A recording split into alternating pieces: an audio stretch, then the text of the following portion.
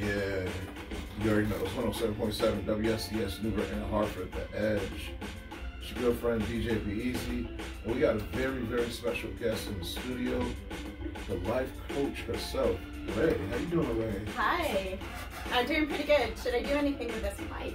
Oh yeah, you should turn that microphone towards you. Yes. That's helpful. Oh, I can even hear it better. That's amazing. Oh my goodness. So yeah, like honestly, this is a blessing to just have this day, and also just the growth from years ago and whatnot. Because backstory, y'all, I originally met this lovely young lady hosting karaoke at a spot on the west end of Hartford way before the pandemic. This is like when we didn't understand like how good we had it. Oh man. Exactly. Yeah. I loved you from the start. I was like, he was great. I'm coming back. Because you got the energy, and also encouraging people to sing, and also you're one of the first people like consistently dancing during karaoke sets. Yeah, the hard thing for me is when there's good music, it's hard for me not to move, and actually bothers me when others aren't. Wow. Yeah, so it's important, and I'm happy that you had a space. You know, you created a space in a tiny space, in a tiny place. Yeah. And now, like, it's just like life is so different now, and a lot of positives. We had to go through some stuff. I think, what, 3 years ago? Some crazy global stuff we had to go through. But I'm just happy that we're here now. And also, what got you into, because I know we talk sometimes off mic, but let the people know what got you into life coaching. Okay, so can I go all the way back? Can I go like crazy back? We can go back when I was a child. No. I'm going there. Well, my mom was an energy worker, so she learned Reiki, rebirthing, and probably a whole bunch of things that I don't know as a kid. And my dad was a farmer, moved to Connecticut from Vermont with his parents, and then learned how to manufacture wire and cable. Wire and cable is like, it transports energy and communication. And so to me, it's kind of funny. When you say wire and cable, like for electricity or electricity or communicate, not fiber optics though. Okay. Like the old style, coiled and all that stuff. So it's just kind of funny because I also had a mentor who taught me yoga, meditation, and rebirthing when I was like 12 to 18. Okay. And so it's kind of like, why didn't I already do this? Because then I went to RISD for sculpture and was doing figurative sculpting with ceramics and Vaseline, which is like an oil-based ceramic or clay. And then I got out of college and studied and got certified as a yoga instructor and taught meditation and yoga for about 5 years. And so I have this huge creative spiritual background. Yes. Specifically centered on embodiment, because what I did as a sculptor was physical. I sculpted people, human beings, and I also did performative work, which was more like with others, making the audience be your work as well. And then, then here I was teaching meditation and yoga, like kind of the spiritual aspect of it, not the physical, embodying, being, learning through the body how to be with your own energy and up your vibration. But then, until then, I hadn't actually been in society, really. I mean, I was buffered by school and family, and I worked for myself maybe a little bit, but I never really understood how hard people have it until I worked in sales. I worked one-on-one with people And in my 20s, it was hard. I now realize looking back that I'm an empath. Like, I'm somebody who soaks up a whole bunch of stuff, and I didn't have the tools nor the support to deal with that. Yeah. And so what happened is I stopped teaching. After 5 years, I couldn't handle it. Yeah. And I didn't have the support that I needed. It took me until 35, when I was 35, that I was in a horrible abusive job situation.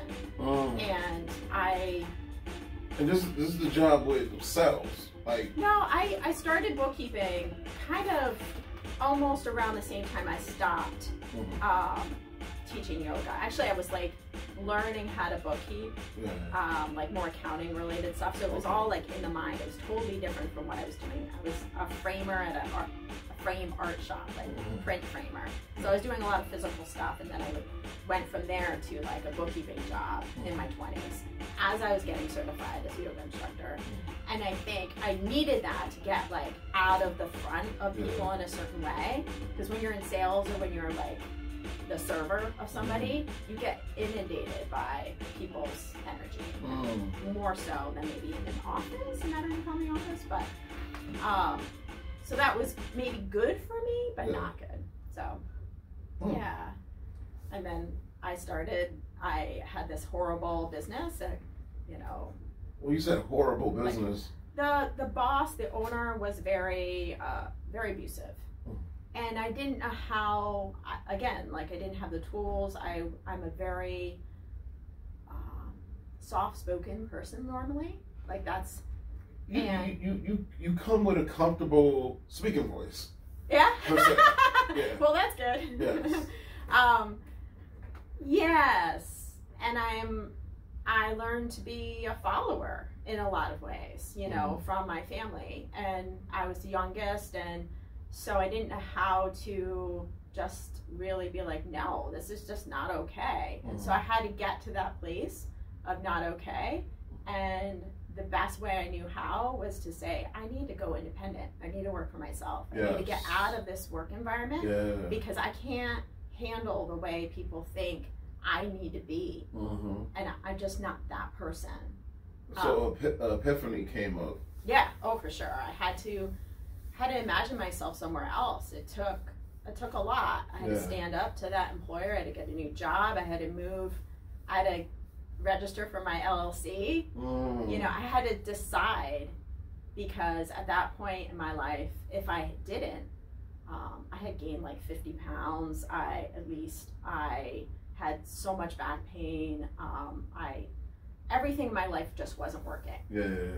And so it was at that point that I decided it's either go in this trajectory and probably die in some way. I hate to say that, but I was in that place where I was driving home and being like, I now don't understand why people think about the S word, you know?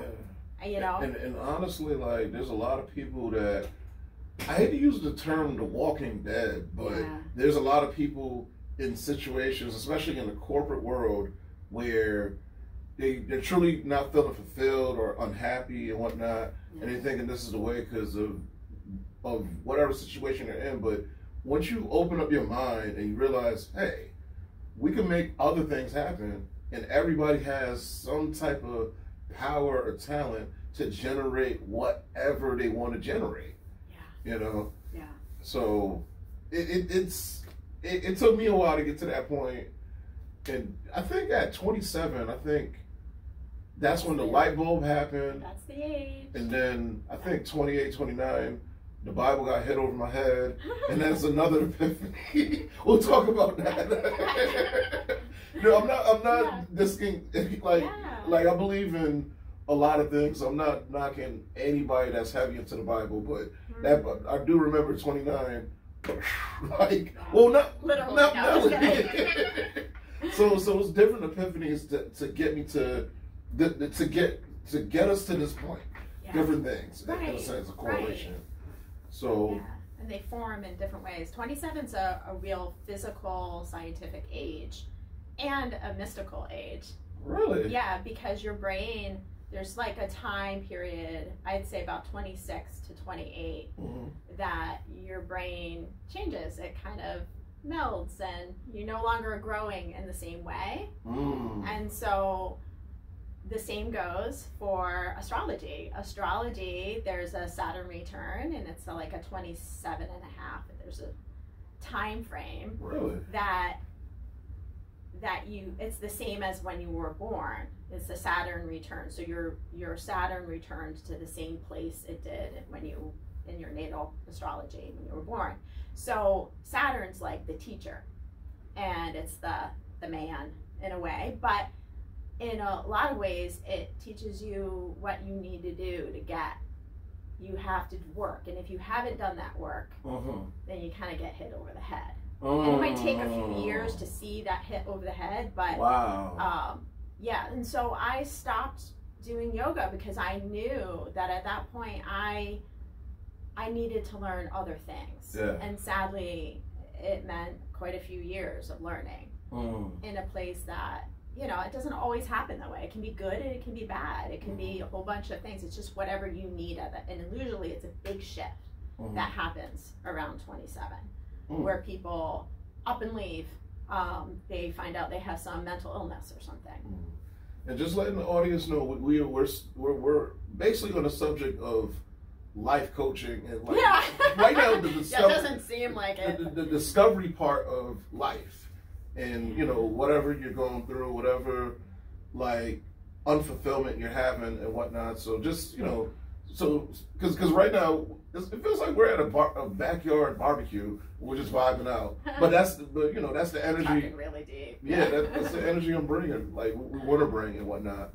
But yeah, this is the prelude to what we're gonna really get into. Well, we're already there. We're already there. Yeah. But okay. Sorry for interrupting. No, it's all right. When I don't know why it feels like it was this year, but when did you, started your first life coaching class? I got coaching last year. Okay, last year. Okay. And myself, like full time for myself, and then I discovered and kind of already knew that I needed to start. I wanted to start a new business. Yeah. And I had many ideas, and it came to, okay, yes, I just have to do this. And so this year is like really the full time. Yes. Being a life coach, and so I want to talk what brought me here, because that sounds like that was just the precursor to actually what happened for me. So once I got independent. In my own business as a virtual bookkeeper. Yes. Totally different from life coaching. I all of a sudden had this autonomy and freedom that I needed in order to start living my life. So now I could go for walks whenever I wanted to, right? I could freedom. Freedom, and work the way I wanted to. Nobody over my head, nobody micromanaging me. I now had to make those decisions on my own, which was a learning lesson. It took a few years to get that, but then all of a sudden I went dancing. And I hadn't really been as social. I was I kept myself in, and I now know why, because I didn't agree with what I was seeing outside of me. I didn't agree with maybe what people were telling me my life should look like. And so I started dancing, and I realized I am touch deprived. I am people deprived. I am sex deprived. My relationship is not going the way I want, and now I have to deal with this. And so things were coming up for me on a physical level, body memory of oh, what do I need? And I didn't really understand it until my friend from dance was just talking to me at the end of dance, and we're putting on our shoes, and they were talking about some relationships they had. I'm oh yeah, I dated a polyamorous person. I'm what? What's that? And so they described what that was, is, this person had multiple loves and relationships, and of all different varying degrees, and my friend was dating this person, and they found that very freeing for them at that moment in time. They're no longer practicing doing that. They don't consider themselves polyamorous, but I left that scenario, walking out of that dance area and going, oh, I am freaking closeted. All this time I thought being, you know, out as bisexual was like an amazing thing. No, I wasn't even out. My friends that were close to me didn't know. Here I am married to a man. And so they just assume, and if they don't ask, I don't tell. Right? And of course, at that time, probably people didn't even believe in bisexuality in general. So because that was like a whole different era. Like, it's crazy how like what's going on. Blessings, brother. Because that was a whole different era. Because I think that's going back what 5-6 years ago, at least, where certain mindsets were so different. Because now in 2023. Everything's out and open. Everything's open. Everything. Yeah. So, not like it's interesting how, if you go back 5 years ago, certain things were still taboo. Like you couldn't really talk too much. Now it's like whatever subject's on the table, we can talk about this. We can be totally transparent. And now, like, and I think 5 years ago, I didn't know what transparent meant. Exactly. No. Like a real term. Yeah, so, you know, that dancing, my autonomy with my independence, my independent job, and dancing opened up my physical self. And then having a friend tell me something that I didn't really, I was questioning, like, what is going on with me? And they pretty much told me, and I was like, oh, wow, that's what. So I researched for a whole year, 2016. Discovery. And then I came out in 2017. Here I am married, living with my partner. And so the scenario was not a good one in that it was the worst time and therefore it was the best time. It usually goes that way, right? You say to yourself, oh, I'm going to do this. And then it ends up, what happened was I said, in February 17, 2017, I'm going to talk to him. Yes. And then a month before, his father gets into the car and drives to the hardware store and isn't found for 17 hours. So they find out he has dementia, can't drive. So my partner's now taking care partially of his father. But literally, on the day I said, I'm going to talk to him, his mother falls down the stairs. So it was like a lot of universal things were happening to prolong what you felt like you wanted to say. And just letting you guys know, you are listening to 107.7 WFCS New Britain, Hartford, The Edge. So a lot of things were happening, like, so you couldn't relay that message. Right. And it was real, and it was actually real, like, this is happening. Yeah, this is happening. Yeah, this is happening. But at the same time, I look back and I go, it was the best thing. And you would think I wouldn't have said anything. Yeah. But I said, I have to do this. I've been itching. I have to. I mean, this could end us. But it's going to end me if I don't. So it felt the same way. And so I said something, and he was amazing. He was like, he was very understanding. He was like, I want you to be happy. And I just like floored, And of course, it was the worst time, but it was the best time because it gave both of us, his parents, he took care of his parents for 2.5 years, gave us both a lot of time to kind of figure stuff out.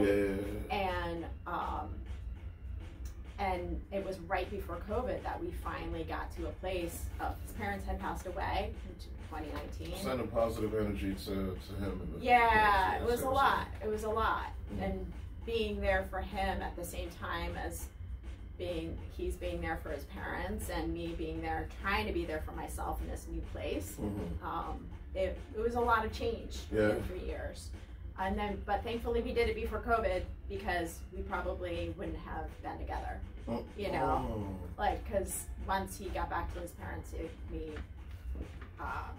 we figured out our stuff. Yes.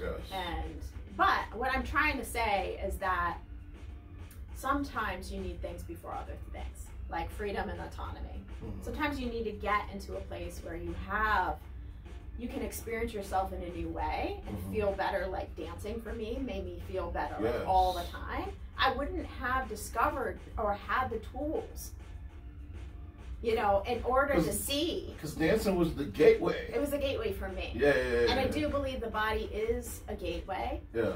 It is a place of trauma, but it's also a place of amazing epiphanies. And if you can muster through all of that, then some amazing things that will be like, oh, well, no wonder I hid for so long. No wonder.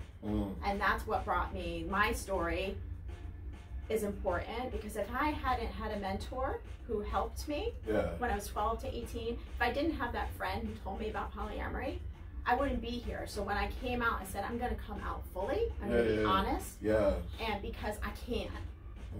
And I need for other people to eventually get to that place. I know a lot of people can't because of their circumstance. But, different situations. Yeah, and it might not be about polyamory. It might be something totally different. But having that support and the tools, because there are tools that I use and that I help people use. How can people get in contact with you? Oh, I'm everywhere. No, Ray, R-A-Y, lifecoaching.com. My real given name is Renee Beyor, and it's R-E-N-E-E-B-E-Y-O-R. French Canadian? I am French Canadian, Irish, and British, and probably some kind of Native American, where my history is not very clear, to be honest with you. I only know like my grandparents, maybe some aunts and uncles. But yeah. I'm realizing there's a lot of French Canadian descents, especially in New England. Oh yeah, because they all came down. Yeah. Interesting. Yeah. And so we're not going to talk about prices and nothing like that because you guys can negotiate the prices. Yeah, I'm actually having a crazy deal on 101s, but I'm doing workshops too. So, yeah. So right now I'm working on confidence for people. Yes. And so I believe confidence is like the precursor that's needed to stand up for who you are. Hello.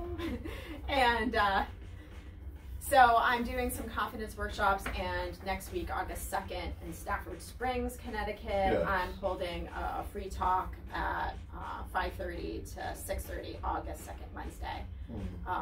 And it's really just to talk about this free thing that I have online. It's a confidence toolkit, and it's 7 tools, and I'll just be going over that. And then thereafter, I'll have workshops every week for each tool in the toolkit.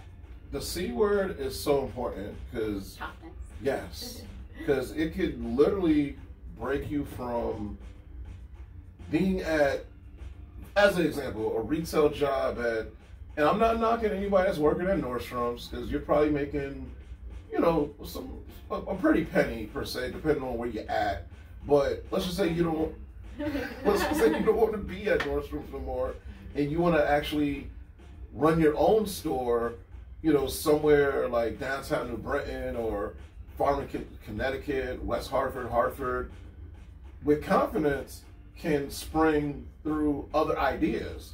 But a lot of times when you're programmed in a certain box and you're just thinking, okay, let me get up at 5:30 in the morning and get ready to, you know, give my best sales pitch to people so I can sell, I don't know, women's shoes like Al Bundy. I've done that. Yes. I've sold women's shoes. You know, so like literally you have to have a pep talk. You have to like be like, yes, these shoes and whatever. But let's just say you don't want to do it for that company. You want to just do something different, and you want to just like, you know what? Let's get some other clothing products. Let me have my own store.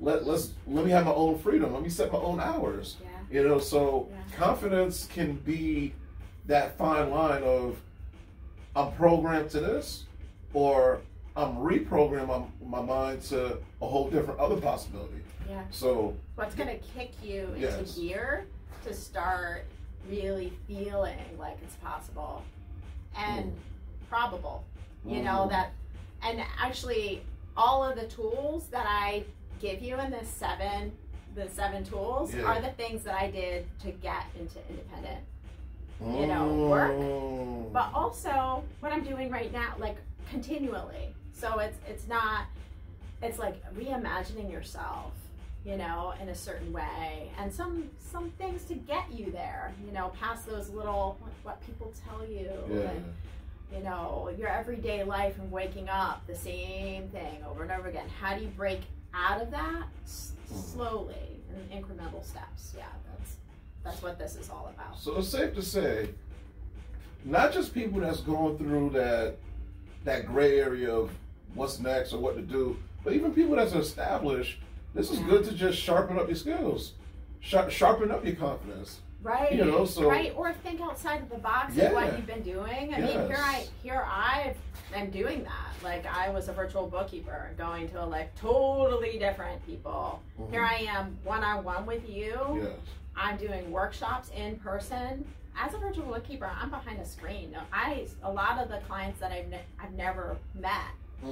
I'm, you know, I could have chosen to do it more in person, but I didn't for a reason. It gave me what I wanted at the moment in time. But to rethink yourself in a certain way is a skill. There's steps. There's tools that you can use to get there. To believe. Levels, and just whatever step you're doing, whatever level you're doing, make sure you take your time to learn. Just take your time. Don't rush the process. Right, and really, because that will help you actually embody it and be it instead of just faking it. Till you make it. Yeah, I mean, there's a little piece of that. Yes, it might feel that way in the beginning, but the slower you go, the more it's like, oh, no, that's already there. No, oh, and then you hear it. You start seeing people say it, start feeling it back, you know. It's beautiful. So, next, I always say, where you see yourself next 5 years?